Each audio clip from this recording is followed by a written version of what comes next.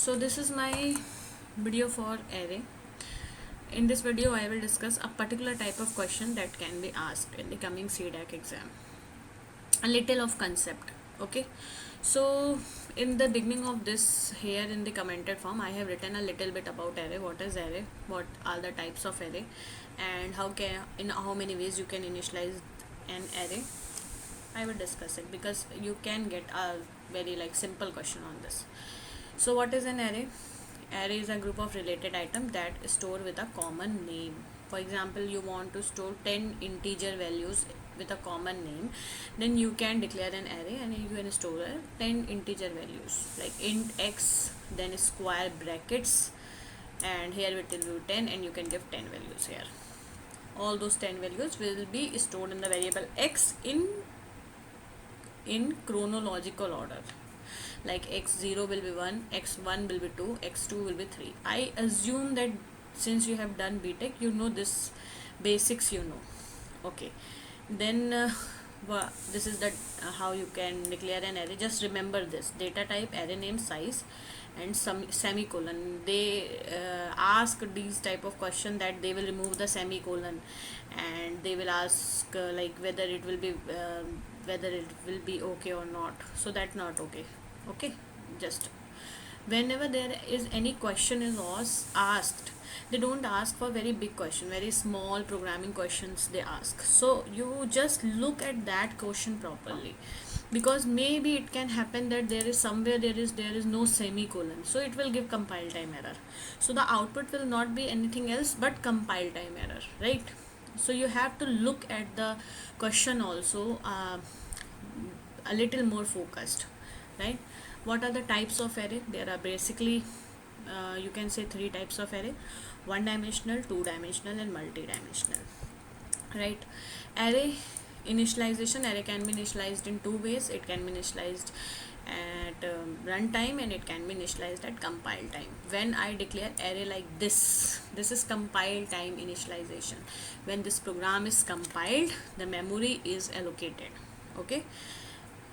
Runtime initialization is when the program is run, then memory is allocated, not at the compile time. So in that case, you will not declare the size of array. At the runtime, you will use that malloc and calloc function, and then you will declare the size of the array, and based on the size of the array, the memory is allocated at runtime. So just know the difference. What is the difference between runtime and compile time initialization?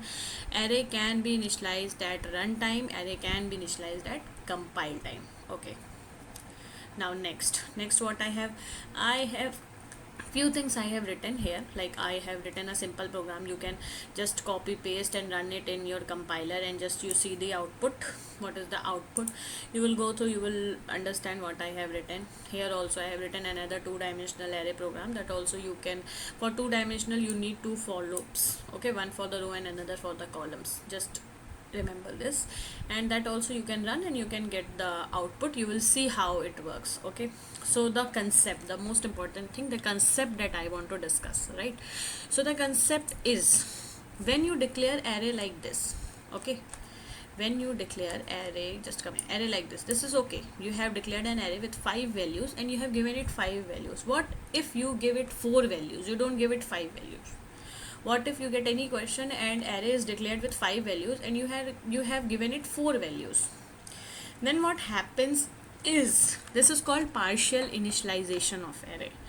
Then what happens is, the values that are not given, they are automatically considered as 0. Just remember this. For example, I have declared this 3x3 array, and this 3x3 array will contain 3x3, that is 9 values, and here I have given 9 values.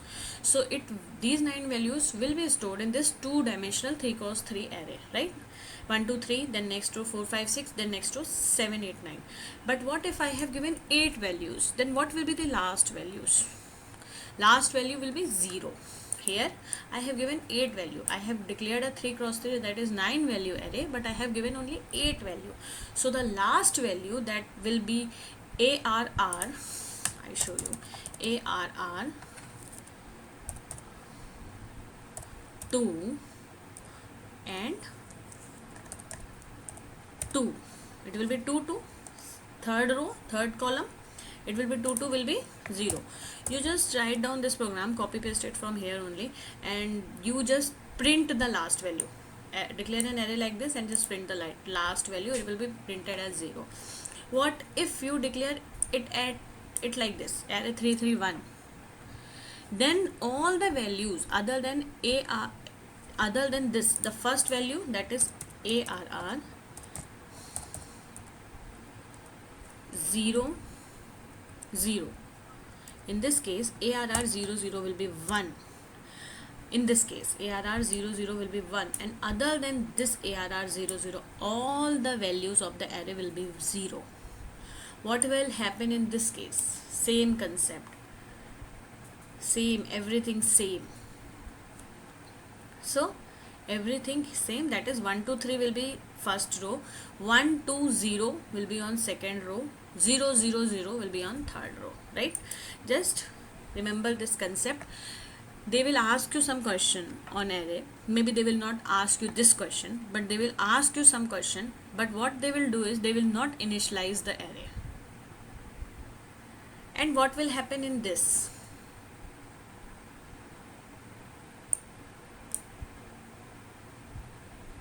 This will contain the garbage values, right?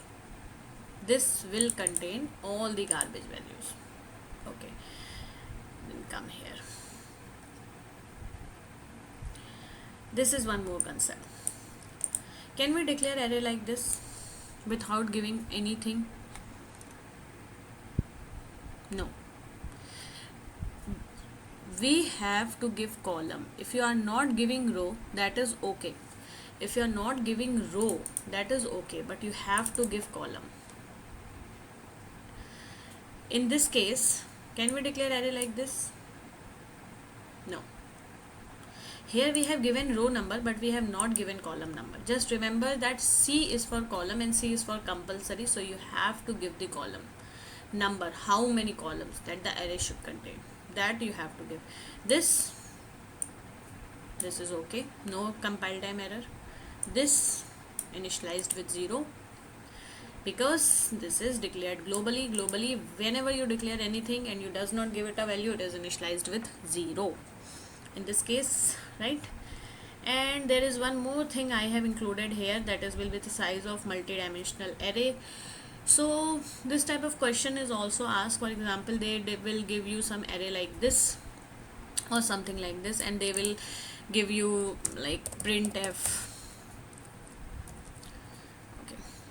Writing something printf, they will give you print size of is an operator. You must have known, and I have like discussed in detail in one of my videos. So they will give you what will be the size of this ARR. Just remember 3 cross 3 will be 9, and the size of the int is 4, so 9 cross 4 will be 36.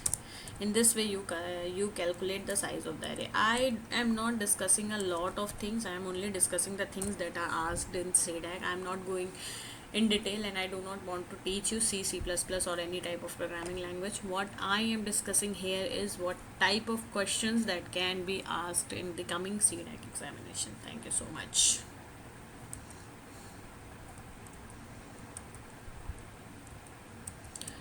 And if you have any question, you can comment in my comment box. I will be very highly obliged to answer your queries. You will get it, maybe it will get delayed, but I answer all the queries. Thank you.